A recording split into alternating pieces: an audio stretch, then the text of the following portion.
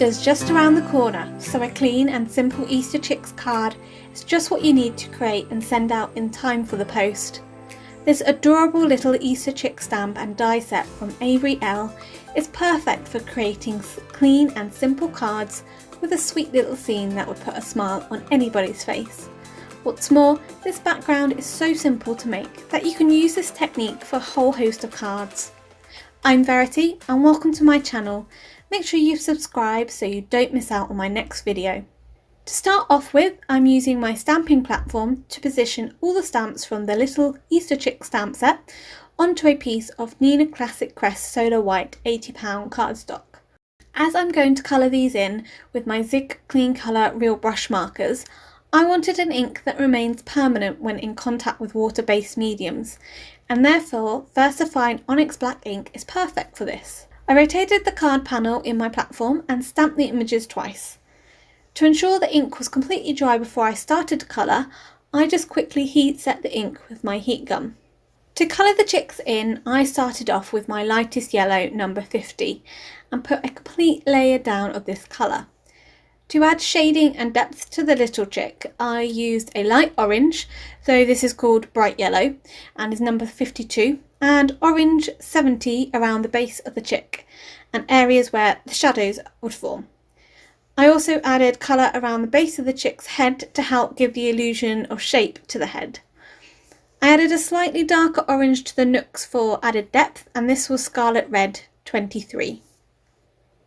To get a nice blend with the shading, I went back over the areas with a bright yellow and the yellow to help blend out the colours. Zig Clean Colour Real Brush markers blend beautifully, allowing you to get quite a nice transition, and I find that the Nina Solar White card panel takes this quite well, but you may find you get a better blend on Bristol Smooth cardstock. For the egg, I just used light grey 91 and used this for some shadows down the left side to show the illusion of a white egg.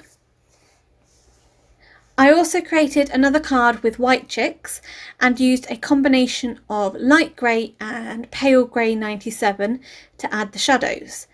Adding the grey helps reinforce that the chicks' feathers are white and not that you just haven't coloured them in. These shadows help provide that more realistic look to a white coat. For the eggs on this card, I went for a more generic chicken egg colour and used Blush 69 and Pale Pink 28 to colour the shell in. Once all the images were coloured in, I used the coordinating dies to die cut the images out. For the background, I wanted to create a little window scene. And to create the ink blended scene, I used a circle die along with some Inka Dinka Doo masking paper. I trimmed a sheet of the masking paper down to the same size of my card panel and then die cut a circle about a third of the way down from the top.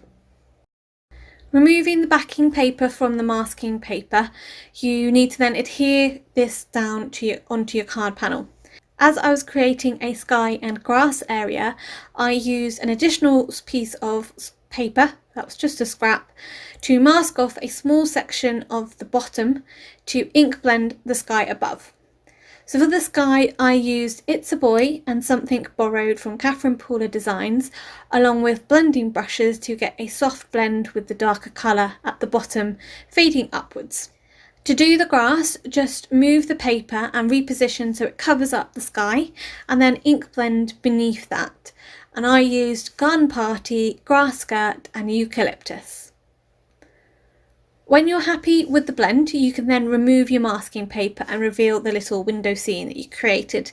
And this is the best bit, when you remove the masking paper and you see the beautiful crisp edge of your ink blending. I was able to reuse the bit of masking paper for my second card panel, so you can get several goes with the masking paper before it loses its stick or unless you tear it. Each card panel was trimmed down to have an 1/8 of an inch border, and then I foam mounted these onto card bases made out of either Lawn Fawn Fog cardstock or Gina K Designs Sea Glass cardstock.